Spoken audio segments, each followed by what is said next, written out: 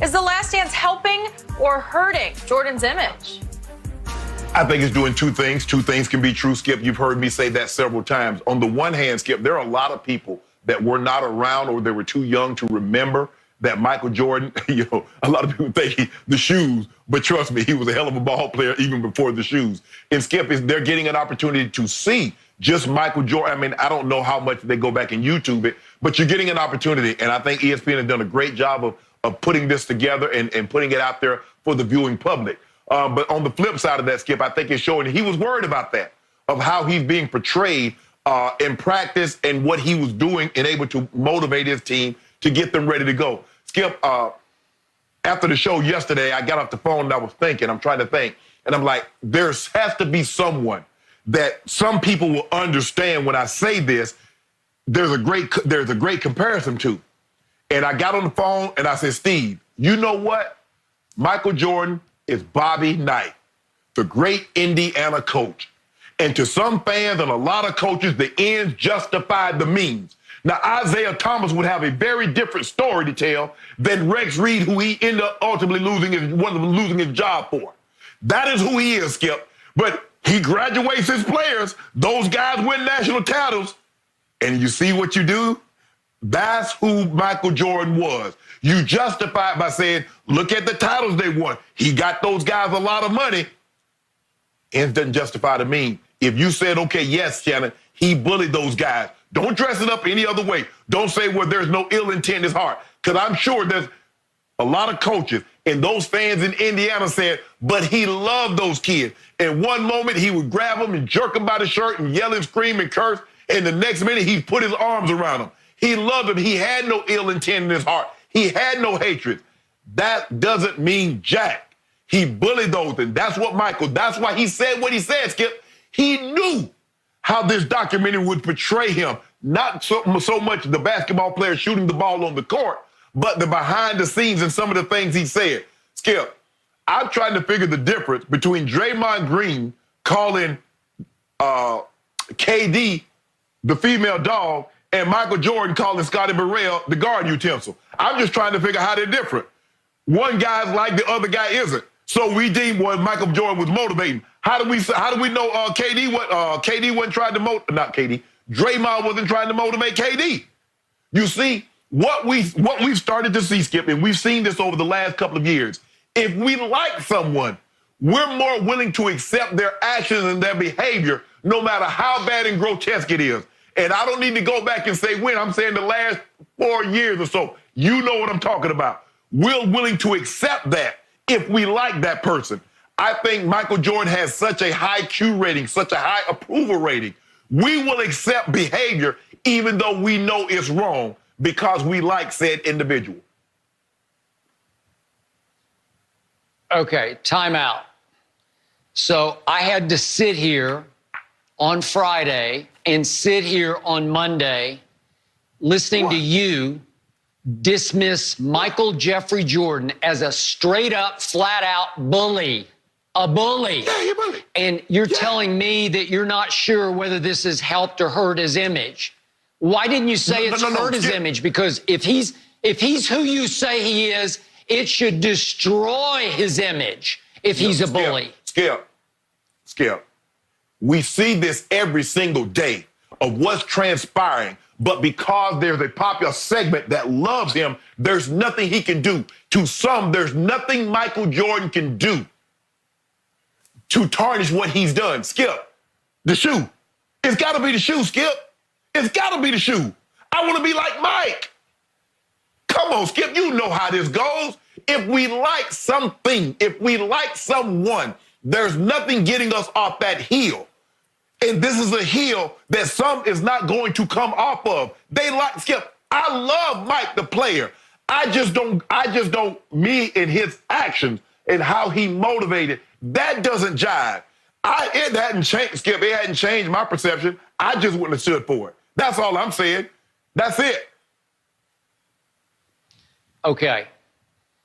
My point is that I'm sure some people out there, maybe a whole lot of people, are horrified by the behind-the-scenes Jordan they're getting to see because of this classic unseen footage, behind the scenes at practice, behind the scenes in the locker room and on the team plane.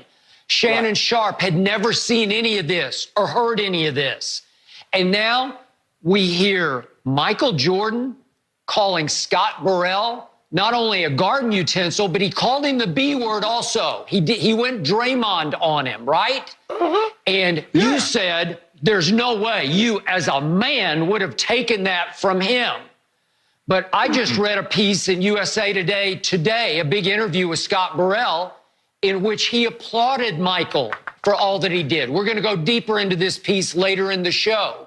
But Scott Burrell said, he never touched me. He never laid hands on me. He just motivated me. He challenged me in ways I'd never been challenged before. And Scott Burrell says now, it's what I needed. He said, I knew Mike liked me. He likes me now. They text back and forth.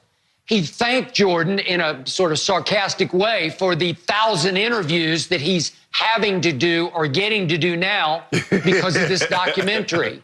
And Mike texted him back, he said, and said, well, good luck with all those interviews. And Scott Burrell says, I wouldn't have a championship ring without Michael Jordan. I wouldn't have the head coaching position at Southern Connecticut State if I hadn't won that championship because of Michael Jordan. He made me a better person and a better basketball player. And I was there in '98, and I saw it happening. That was Scott Burrell's first year with Michael Jordan, and he did. It was relentless. It was ruthless.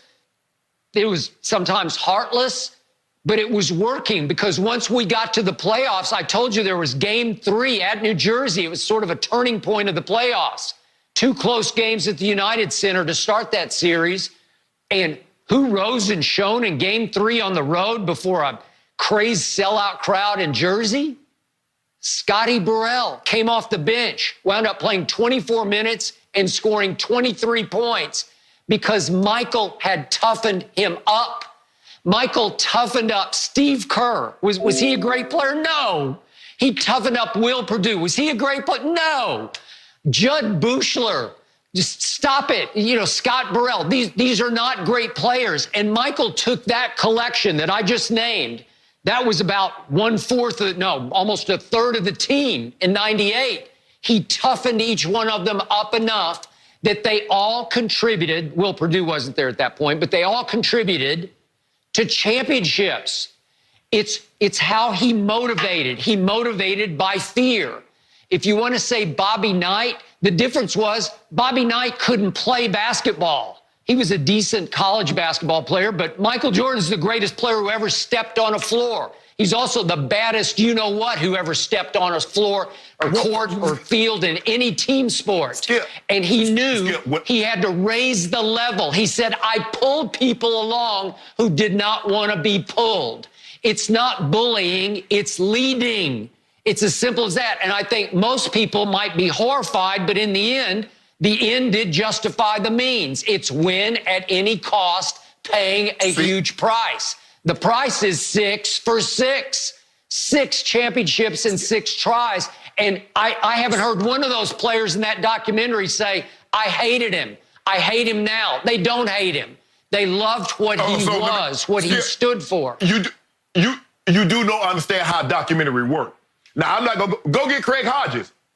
Once you go, so Skip, you do know how documentaries work. You go get people that's going to say favorable things, and if they say something unfavorable, guess what? You edit it out. Because remember, Michael has final say. So let's not pretend that every player that he played with loved Michael Jordan. And if it toughened up Scotty Burrell so much, why wasn't he able to take that and continue on? Well, you just answered my question. Good. That's perfect. Bingo. He wasn't good enough. Yeah, what? Michael made him into that guy who contributed to a championship run, to the last dance. One game. Skip. We've seen players have one game. That's what he had. He had one game in his NBA career. Skip, look at Timmy Smith. Timmy Smith had the most rushing yards in Super Bowl history. Okay, but you make it seem like Shannon, the guy... No. That's all he needed. Michael wanted one moment from each of those guys, one stretch. He needed Steve Kerr to hit one big shot. He needed one big dunk from Bill Winnington to win a game at the Guard. He needs little big pieces, and he's got to toughen you up to make you on his level enough that you can give him a moment, just a moment. That's how he won championships, with moments. I never, hold on. There are other players like Bird, Magic, Kareem, Russell that won a lot. Bill Russell got 11. Bill Russell got 11 championships. Now, look, I'm not good at math. I mean, because once we got past timetables, Jenny, and they started getting to algebra and calculus and trigonometry, I didn't do too good. But I do know 11 is more than 6. And you hear no stories. Kareem got 6 titles, 6 MVPs. You don't hear those stories. Magic got 5, Bird got 3, and you don't hear those stories. So this notion that this was the only way it can be done, now maybe in his mind for him, but to call it anything other than what it was, because Skip, you know, a lot of things that was tolerated then isn't tolerated now, as far as, you know, how you coach a kid, how you talk to the kid, even workplace. Skip, you can't do certain things anymore. So for you to try to, oh, well, the ends justify the means, look at those titles. No, Skip, you can't justify behavior. You can't do that. Yes, you can. Just call it what it is. He bullied him. Yes, they won, but Michael Jordan used his position, Skip, that's what bullying is. Yeah, bullying is mean-spirited. A bully is a man who's really not a man. He's just bigger than you, but he's insecure about his manhood, so he needs to beat up on a smaller, more vulnerable person. That's not what Michael Jordan, he didn't need to empower him.